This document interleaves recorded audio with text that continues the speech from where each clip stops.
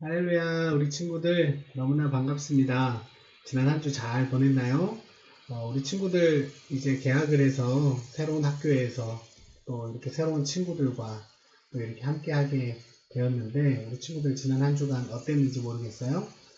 준비하시는 하나님 지난주 말씀이었는데 혹시 하나님께서 우리 여러분들을 위해서 사랑하는 여러분들을 위해서 어떤 것들을 준비해 두셨는지 혹시 지난 한 주간 경험했나요?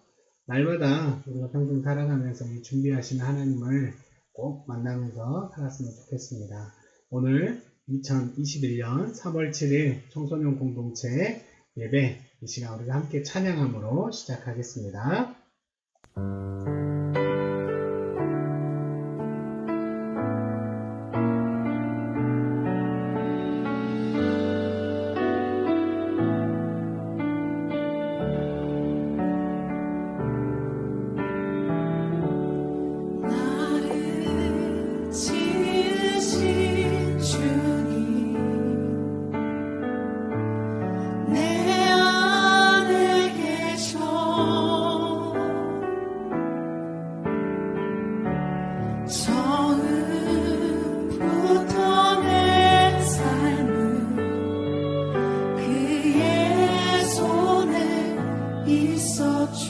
다시 고백할까요?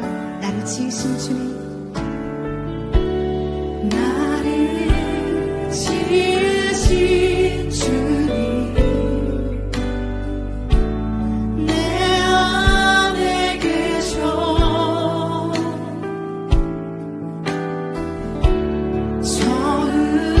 처음부터 내 삶을 그의 손에 있어줘.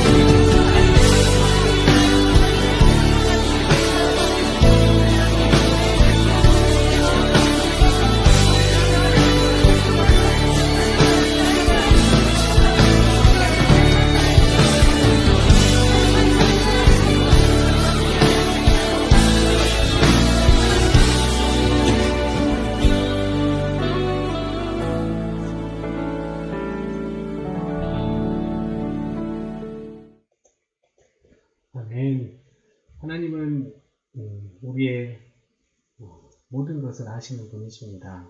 우리 친구도 혹시 찬양하면서 가사를 음미하면서 찬양을 해보았나요? 하나님은 우리의 모든 것을 아시는 분이시다 라는 것만 우리가 기억하고 살아도 큰 힘이 되고 위로가 될 것입니다. 우리 친구들 오늘 예배 드리면서 이 하나님 꼭 만났으면 좋겠고, 이 하나님을 통해서 이 하나님 주시는 회복의 은혜를 꼭 경험했으면 좋겠습니다. 우리 사도신경으로 신앙 고백하겠습니다.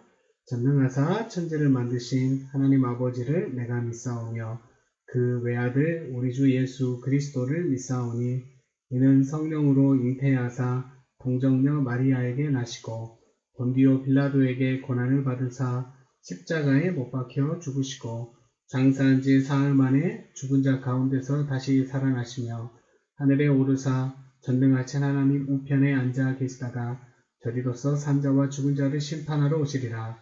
성령을 믿사오며 거룩한 공예와 성도가 서로 교통하는 것과 죄를 사하여 주시는 것과 몸이 다시 사는 것과 영원히 사는 것을 믿사옵나이다. 아멘. 오늘 말씀 함께 보겠습니다. 오늘 말씀은 창세기 32장 24절부터 32절까지 말씀입니다. 창세기 32장 24절부터 32절까지 말씀입니다. 우리 함께 봉독하겠습니다.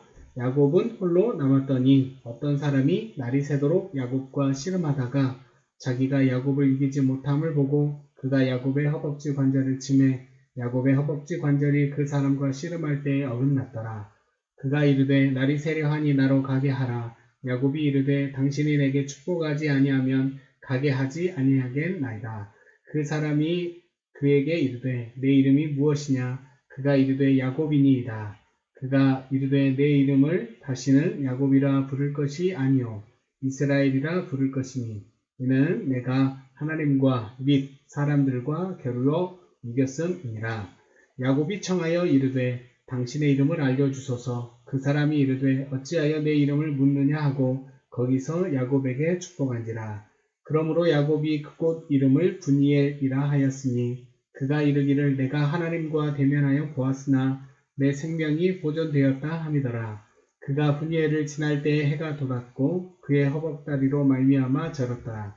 그 사람이 야곱의 허벅지 관절에 있는 둔부의 힘줄을 쳤으므로 이스라엘 사람들이 지금까지 허벅지 관절에 있는 둔부의 힘줄을 먹지 아니하더라. 아멘. 오늘 말씀 제목은 우리 성경 공독할 때 위에 적혀 있었는데요. He's changing me 라는 제목입니다. 하나님께서 나를 변화시킨다 라는 제목입니다.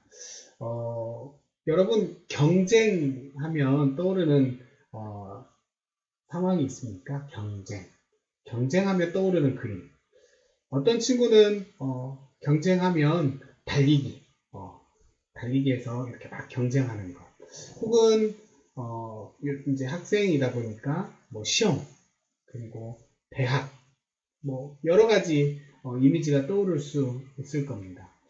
여러분 경쟁하면 전 세계적으로 경쟁하면 떠오르는 그림 중에 하나가 바로 올림픽일 것입니다.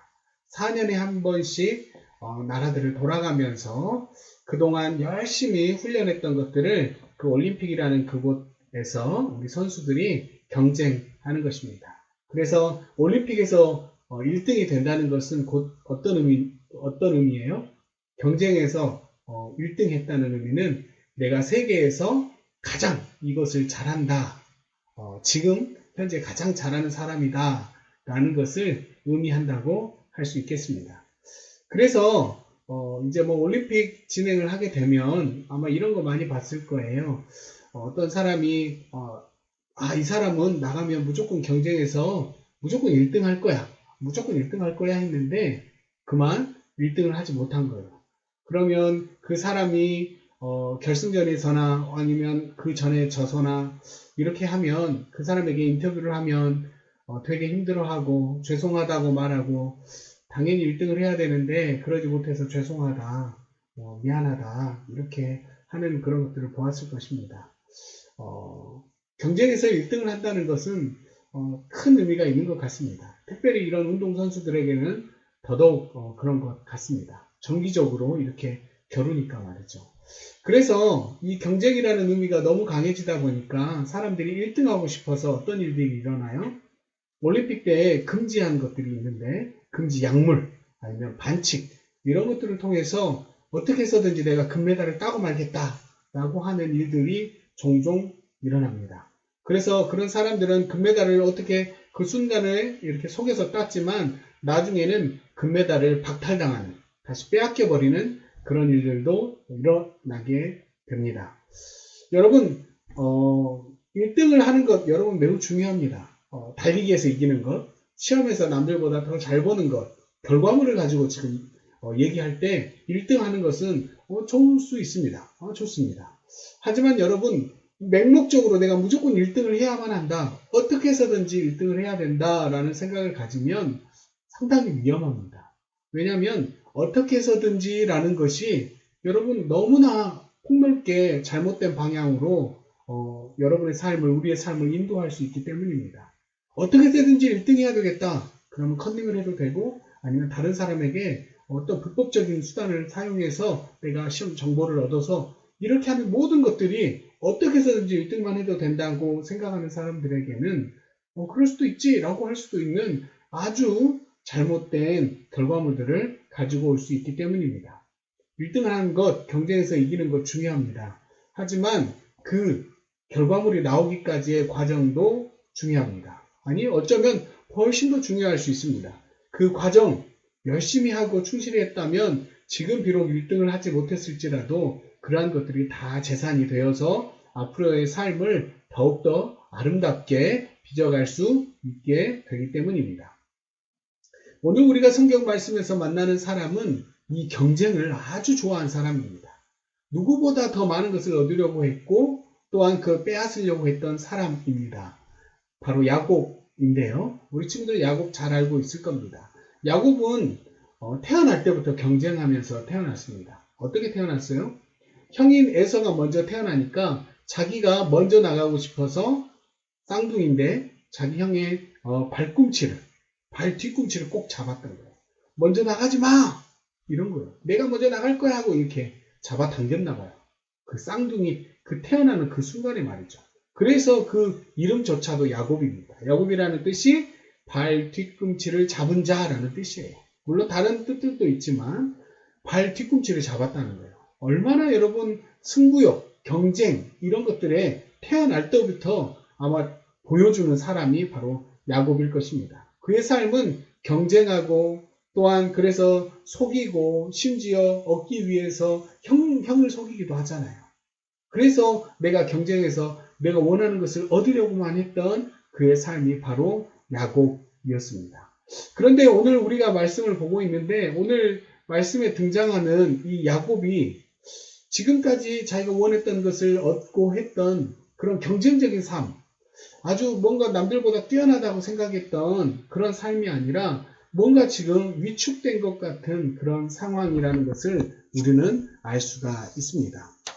지금 창세기 32장 우리가 읽어보진 않았지만 그 앞에서 보면은 이 야곱이 하나님께 기도하는데 어떻게 기도하냐면 하나님께 간구하면서 내 형의 손에서 에서의 손에서 나를 건져 내주세요 라고 기도합니다. 그리고 내가 지금 그를 두려워하고 있다 라고 말합니다. 그가 나의 처자 곧 나의 가족들을 칠까봐 지금 겁이 난다 하면서 지금 하나님 앞에 지금 기도하고 있는 모습을 보여줍니다. 왜 이런 상황이 됐어요?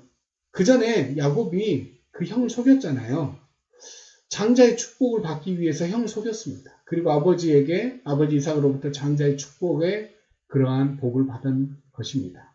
나중에 형이 이것을 알게 되어서 너무나 분노할 것을 알고 그는 도망가게 되었습니다. 그렇게 도망갔던 그 삶을 정리하고 이제 돌아오는데 다시 만날 이 에서가 너무나도 두려운 겁니다. 내가 형을 속였다는 것, 그래서 내가 얼마나 잘못된 삶을 살았는가라는 것에 대해서 그 순간에 이제 두렵기 시작하는 거예요. 그래서 이 야곱은 지금 다른 가족들 먼저 보내고 자기 혼자 약복강에서, 약복나루에서 하나님께 기도하고 있는 것이었습니다. 오늘 우리가 24절 말씀을 함께 읽었지만 거기에 보니까 이제 야곱은 홀로 남아서 날이 새도록 어떤 사람과 씨름했다고 합니다. 여기에서 말하는 어떤 사람과 씨름했다라는 것은 어떤 기도하는 상황, 하나님께 정말 간절히 매달렸던 그런 상황을 이런 모습으로 지금 비유하고 있습니다. 하나님께 매달린 거예요. 나 하나님이 안 붙들어주면 나 가서 어떻게 될지 모르겠어요. 우리 가족 어떻게 될지 모르겠어요. 하고 매달렸던 것입니다. 천사를 붙잡고 하나님의 사람을 붙잡고 어떤 사람을 붙잡고 씨름했던 것입니다. 간절하게 매달렸습니다. 그 야곱에게 하나님의 사람이 오늘 본문에서도 나와있죠. 27절에서 갑자기 이름을 물어요. 그 사람이 이르되 내 이름이 무엇이냐? 이렇게 묻는 거예요. 그러니까 야곱입니다 라고 대답하죠. 이름을 갑자기 물었어. 여러분, 야곱이라는 이름을 왜 물었을까요? 아주 중요합니다. 아까도 얘기했지만 야곱이라는 것은 여러분 그 사람의 정체성이에요. 이 사람이 어떤 사람인가를 보여주는 것이 이름에 달려 있습니다. 여러분의 이름이 다 있잖아요. 여러분이 어떤 사람으로 살기를 원하는지 여러분 부모님 혹은 할아버지께서 여러분 가족 중에서 누군가 여러분 이름을 지어주는 거예요. 의미를 가지고.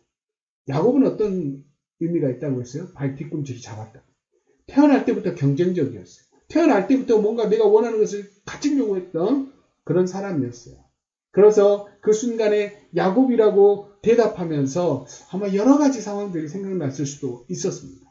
그런데 하나님께서 그때 이 야곱에게 갑자기 새로운 이름을 지어주십니다. 28절 말씀에 이렇게 말씀하죠. 내가 내 이름을 다시는 야곱이라 부르지 않을 것이다. 이제는 이스라엘이라 부를 것이다. 이렇게 말씀합니다. 왜냐하면 내가 하나님과 및 사람들과 겨루어 이겼다라는 거예요. 이름을 바꾸어 주는 것입니다. 여러분 이름을 바꿔주는 게 무슨 의미인가? 개명하는 거 이름 이상하면 바꿀 수도 있지 라고 생각할 수 있어요. 하지만 여러분 이 당시에 이름을 바꿔준다는 것은 아주 큰 의미가 있습니다. 뭐냐면 이름을 바꿔준다는 것은 그 이름을 지어주는 사람의 이제 소유가 된다는 것입니다. 그리고 그 이름을 지어주는 그 사람의 다스림을 받겠다라는 것입니다. 그래서 매우 의미가 있는 거예요.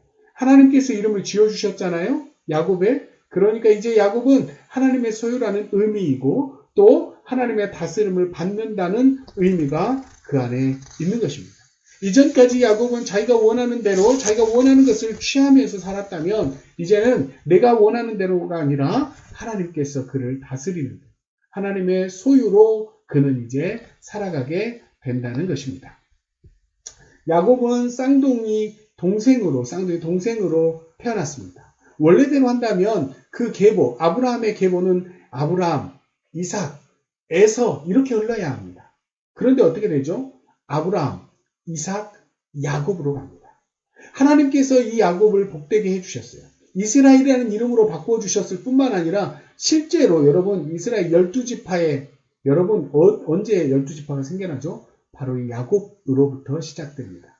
야곱이 낳은 12아들이 12지파가 되는 것입니다. 정말 놀라운 은혜를 받게 되는 것입니다. 야곱의 이야기를 통해서 우리가 알 수 있듯이 하나님께서는 야곱의 이름을 이스라엘로 바꾸어 주셨습니다. 그것이 하나님의 소유가 된다는 의미, 하나님께서 그를 다스린다는 의미, 곧 야곱은 하나님의 다스림을 받으면서 살겠다라는 의미였습니다. 여러분, 그러면 우리에게 바로 이 사건이 어떤 의미가 있을까요? 우리에게도 과연 하나님께서 새로운 의미, 새로운 존재로 하나님께서 우리를 불러주셨을까요? 요한복음 1장 12절 말씀을 보면 하나님께서 이렇게 말씀하십니다. 영접하는 자, 곧 그의 이름을 믿는 자들에게는 하나님의 자녀가 되는 권세를 주셨습니다. 하나님의 자녀라는 이름으로 하나님께서 우리를 불러주셨습니다. 이제까지는 우리는 죄의 자녀였습니다. 사망의 자녀였습니다. 그런데 우리는 이제 하나님의 자녀라는 이름으로 하나님께서 우리를 불러주셨습니다. 더 이상 우리가 그전과 같은 존재가 아니라는 겁니다.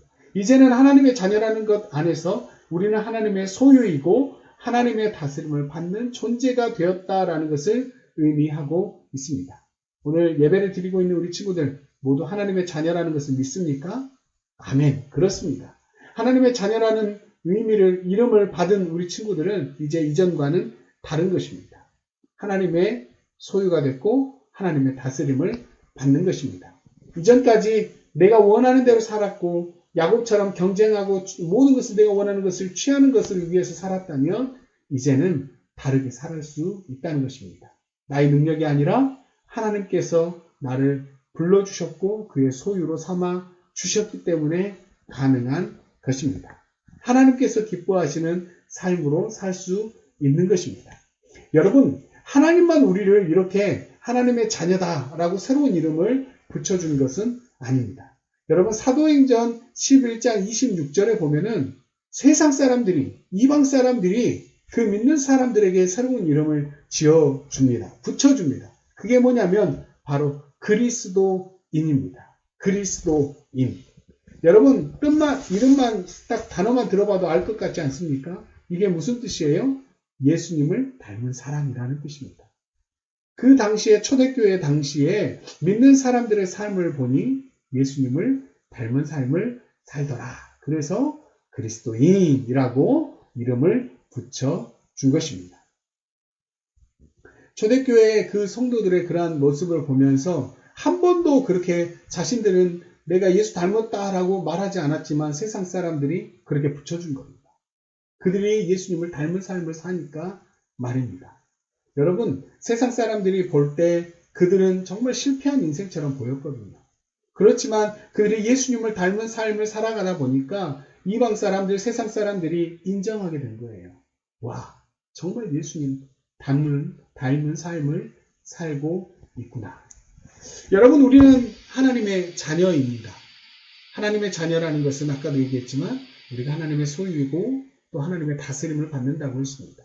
하나님의 다스림을 받는다는 것은 곧 하나님의 뜻대로 사는 것이고 하나님께서 기뻐하시는 하나님을 닮은 예수 그리스도를 닮은 삶을 산다는 것입니다. 그러므로 여러분, 우리는 이제 다른 삶을 살아갈 수 있는 것입니다. 이제 학기가 새로 시작되었습니다. 학년이 새로 시작되었습니다. 예, 이전까지 여러분 어떻게 살았는지 이제는 여러분 지나갔어요. 이미 지나가 버렸어요.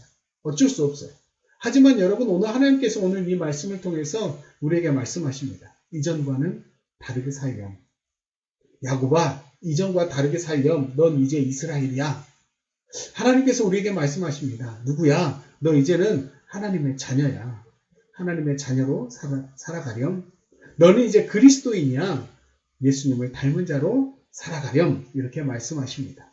우리 친구들, 이제 이번 한 주는, 아니 앞으로의 삶은 이전의 나의 모습과는 달리 정말 하나님의 소유로 하나님의 다스림을 받고 예수님을 닮은 삶으로 살아갈 수 있는 우리 모두가 다 되기를 바랍니다.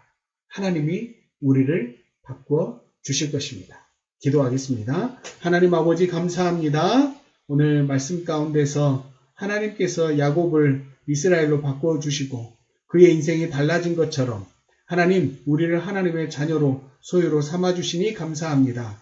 우리의 삶이 이제는 달라지게 하여 주옵소서. 하나님의 소유로 또 하나님의 다스림을 받는 자로 살게 하여 주옵소서. 또한 세상 사람들에게는 예수님을 닮은 자로 보이며 또한 그런 삶을 살아갈 수 있는 우리 모두가 되게 하여 주시옵소서. 우리를 바꾸시는 하나님을 기대합니다. 예수 그리스도 이름으로 기도합니다. 아멘. 주기도문 함께 하겠습니다. 하늘에 계신 우리 아버지여, 이름이 거룩히 여김을 받으시오며 나라가 임하시오며 뜻이 하늘에서 이루어진 것 같이 땅에서도 이루어지이다.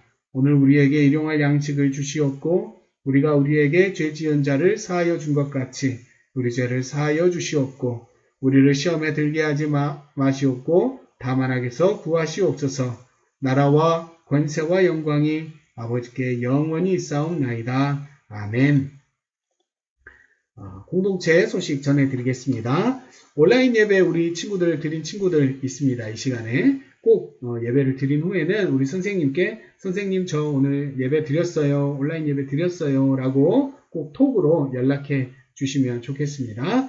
우리 친구들 가운데 고민이 있거나 힘든 친구들이 있을 수 있습니다. 우리 다른 사람은 몰라도 우리 선생님들이 함께 우리 친구들을 위해서 기도하고 있으니까 꼭 여러분 우리 선생님들께 연락 주시고 언제든지 선생님이 도움이 필요하거나 할 때는 꼭 연락 주시기 바랍니다. 그러면 우리 선생님들이 우리 최선을 다해서 우리 친구들을 돕고 위해서 기도하고 있으니까 기억해 주시기 바랍니다. 우리 친구들 생각날 때마다 그리고 또한 이 코로나 상황이 끝나고 우리가 정상적으로 우리 청소년 공동체가 함께 예배 드릴 수 있는 날이 올 수 있도록 기도해 주시기 바랍니다. 우리 친구들 이제 새학년 시작되었습니다. 우리 친구들 정말 시작 매우 중요합니다. 하나님께서 준비해 주셨습니다. 그리고 하나님께서 우리를 바꾸어 주십니다. 이제는 이 하나님께서 우리를 위해서 행하신 일들을 기억하면서 어제와는 작년과는 다른 우리 삶을 다 살아가는 우리 친구들 되었으면 좋겠습니다. 이번 한 주간도 우리 친구들 믿음으로 승리하는 삶을 살기 바랍니다. 우리 친구들 다음 주에 또 만나겠습니다. 안녕.